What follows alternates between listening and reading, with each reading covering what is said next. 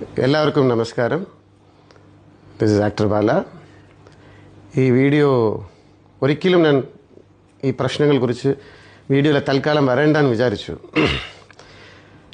പക്ഷേ ചില സമയം നമ്മൾ ശബ്ദമില്ലാണ്ടിരിക്കുമ്പോൾ ഈ കള്ളത്തനങ്ങൾ ഭയങ്കരമായിട്ട് കൂടിക്കൊണ്ടിരിക്കുന്നു. എനിക്ക് തെളിയിക്കേണ്ടത് കോടതിയിലാണ്. എൻ്റെ ഫസ്റ്റ് ഉത്തരവാദിത്വം തെളിയിക്കേണ്ടത് കോടതിയിലാണ്. ഇപ്പോൾ ചെറിയ കാര്യം പറയാം. എനിക്ക് ഇഷ്ടപ്പെടുന്ന എൻ്റെ ഫാൻസിന് വേണ്ടി പറയാൻ, നിങ്ങളുടെ ബാല, ഞാൻ ഇത്രയും വർഷം നിങ്ങളെ പരിചയമുണ്ട്. റേപ്പിസ്റ്റ്, പെണ്ണെ കൊണ്ടുവന്ന് റേപ്പ് ചെയ്തു, ഫോർജറി ചെയ്തു, തട്ടിപ്പ് കേസ്. അതേപോലെ ഗ്രൂപ്പ് സെക്സ്, അത് വീട്ടിലല്ല, ചെന്നൈയിലെ വീട്ടിലെ വേലക്കാരവരെല്ലാവരെയും വെച്ചിട്ട് സെക്സ് വെച്ചാണ്. സൂപ്പർ. ഡൊമസ്റ്റിക് വയലൻസ്, அந்த ഡൊമസ്റ്റിക് വയലൻസ് എല്ലാം എനിക്ക് എവിഡൻസ് ഉണ്ട്. പോലീസോടെ എവിഡൻസ് ഉണ്ട്, കാണിക്കാം. Charity by fraudulence, very nice. ഒരു 21 കോക്കില 21 കോട്ടയം മെഡിക്കൽ കോളേജിൽ ഈ മാസം ഒരു പെൺകുട്ടിക്ക് ഹാർട്ടിൻ്റെ ഓപ്പറേഷൻ ചെയ്തു വെച്ചു. Kottayam medical college. പറഞ്ഞിട്ട് കാര്യമില്ല. യൂട്യൂബേഴ്സ് ആണെങ്കിൽ നിങ്ങൾ പറയും, കണ്ടോ വാലവ കണ്ടോ, ഹാർട്ടിൽ ആദ്യം ഹോളിട്ടു പിന്നെ അടച്ചു, അവൻ ഫ്രോഡാണെന്ന് പറയും. Very nice. എന്നാണ് ബില്ല് തരാം, പകുതി കാശ് നിങ്ങൾ അടയ്ക്ക്. This is a planned massive attack. ഞാൻ പോലും ഇന്നേ വരെ എഴുതി വെച്ചിട്ട് ഞാൻ സംസാരിച്ചിട്ടുണ്ടോ? കാരണം നിയമം പാലിക്കണം. ഈ പ്ലാൻഡ് മാസീവ് അറ്റാക്കിന് പറയുന്ന റീസൺ എന്താണെന്ന് വെച്ചാൽ, ഇത് ഒരാളല്ല ചെയ്യുന്നത്, ഒരു 4-5 പേരാണ് ചെയ്യുന്നത്. അതിൻ്റെ ഗ്രൂപ്പ് ഹെഡ് ആരാണ് നിങ്ങൾക്ക് എല്ലാവർക്കും മനസ്സിലാവും. പിന്നെ എല്ലാവരെയും ചേർത്ത് വെച്ചിട്ടാണ് അറ്റാക്ക് ചെയ്യുന്നത്. അത് വെൽ പ്ലാൻഡ്. എങ്ങനെയാണെന്ന് വെച്ചാൽ, നിയമപരമായിട്ട് എൻ്റെ വായ അടച്ചു. ആദ്യം അടച്ചിട്ട് അവർക്ക് എന്തും പറയാം. ബാലായനെ റേപ്പ് ചെയ്തു, കാമ കൊടൂരൻ, ചാരിറ്റി പറയുന്ന പച്ച കള്ളം, അടിച്ച് മുഖത്തടിച്ച് എന്തു പറയാം. പക്ഷെ എനിക്ക് ആ കോടതിയിൽ ഓർഡർ കിട്ടുന്നവരെ ഒന്നും സംസാരിക്കാൻ പറ്റില്ല. അപ്പോൾ ഈ 10 ദിവസം എത്ര ദിവസമായി? ഒരു 1 വീക്ക്.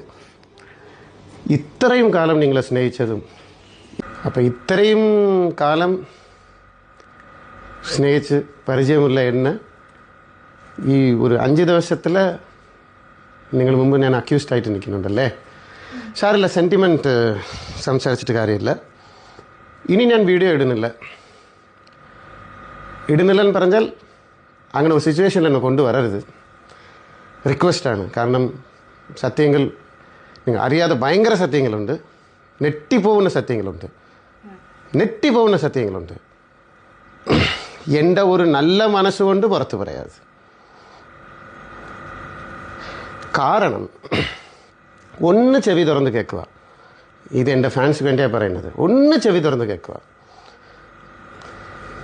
ഞാൻ എന്ത കേസും എന്ത പ്രശ്നവും വേണ്ടാന്ന് മനസമാധാനമായിട്ട് ഞാനും കോക്കിലാവും ജീവിക്കണമെന്ന് അങ്ങനെയാണ് ജീവിച്ചുകൊണ്ടിരിക്കുന്നത്.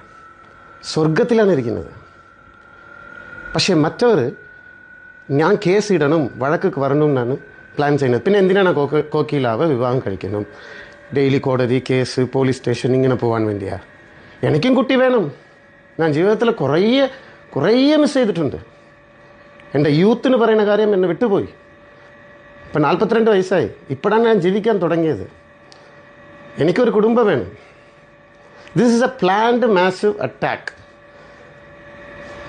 എന്തായാലും തെളിവുകൾ വരും. എന്നെ സ്നേഹിക്കുന്നവരെല്ലാവരും ചോദിക്കുന്നുണ്ട്, ഇത്രയും പറഞ്ഞിട്ടും നിങ്ങൾ മിണ്ടുന്നില്ലല്ലോ. ഞാൻ തിരിച്ച് അങ്ങോട്ട് ചോദിക്കുകയാണ്, നിങ്ങളെന്താ മിണ്ടാത്തത്? കുറച്ച് ബോധം ഉണ്ടെങ്കിൽ ഒരേ ഒരു ചോദ്യം ചോദിക്കാമല്ലോ. എന്നെ ഇപ്പോൾ ഒരു ഭർത്താവിന് അവകാശപ്പെടുന്നവർ ഒപ്പിടാണ് വരേണ്ടത്, ലിവർ കൊടുക്കാണ് വരേണ്ടത്? ജേക്കബ് എന്തിനാണ് ലിവർ തരണം? അപ്പോൾ അവിടെ എന്താ സംഭവിച്ചത്? ജേക്കബ് എന്തിനാ എനിക്ക് ലിവർ തരണം? അപ്പോൾ അവിടെ എന്തോ സംഭവിച്ചിട്ടുണ്ട്.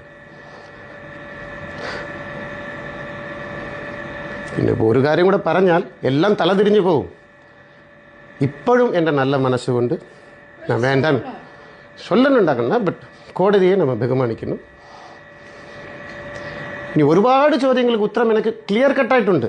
നിങ്ങൾ ആർക്കും അറിയാത്ത കാര്യങ്ങളുണ്ട്, പറയാൻ പറ്റും. പക്ഷെ എന്തായാലും ഈ 5 ദിവസത്തിനുള്ളിൽ ഞാൻ റേപ്പിസ്റ്റ് ടെററിസ്റ്റ് ഇനി ടെററിസ്റ്റ് വന്നില്ല കേട്ടോ, അതും കൂടെ ഇട്ടാൽ നന്നായിരിക്കും. അതും കൂടെ ഇടണം. ടെററിസ്റ്റ് മാത്രം വന്നിട്ടില്ല, ചിലപ്പോൾ അതും വരുമായിരിക്കും. പ്ലീസ് സത്യം വേറെയാണ്. ഞാൻ ആത്മാർത്ഥമായിട്ട് പറയാണ്, എന്നെ തെളിയിക്കാനല്ല ഞാൻ പറയുന്നത്. എനിക്ക് ഇപ്പം എന്താ പറയുക, എനിക്ക് നഷ്ടപ്പെടാൻ ഒന്നേ ഉള്ളൂ, നിങ്ങളുടെ സ്നേഹം മാത്രമേ ഉള്ളൂ. അത് മനസ്സിക്ക് ഒരു കഷ്ടമാർക്ക്. ഞാൻ തെറ്റ് ചെയ്തിട്ടുണ്ടെങ്കിൽ ഓക്കെ, ചുമ്മാ ഇങ്ങനെ പറയുന്നത് അത് ശരിയല്ല. ഉദ്ദേശം മനസ്സിലായില്ല. ഞങ്ങൾ നല്ല ഒരു ജീവിതത്തിൽ ജീവിക്കാൻ പാടില്ല. പിന്നെ വെറുതെ ഇരിക്കുന്ന ജേക്കബ്, അവൻ കാരണമെന്നാണ് ജീവിച്ചിരിക്കുന്നത്. അതെല്ലാം അന്ന് നടന്ന സംഭവങ്ങൾ ഒന്നും ആർക്കും അറിയില്ല. അപ്പം എവിടെയായിരുന്നു അവരെ? പറഞ്ഞാൽ പോവും.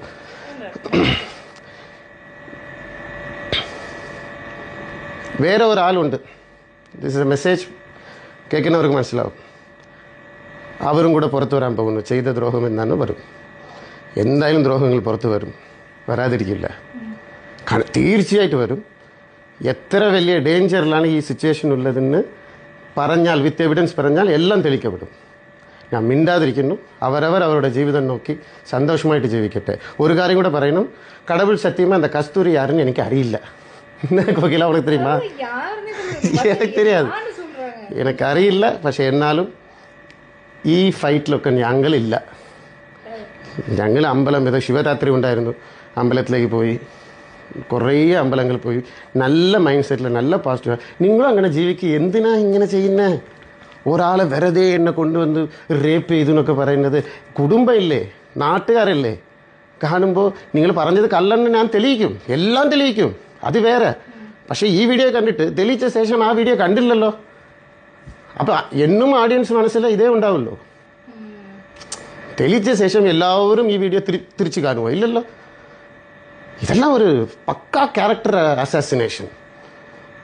ഞാൻ ജീവിക്കും, എനിക്ക് കുഴപ്പമില്ല. നിങ്ങളുടെ ജീവിതം എന്താണെന്ന് നോക്കിക്കോളൂ, എവിഡൻസ് എല്ലാം ഉണ്ട്. Thank you so much.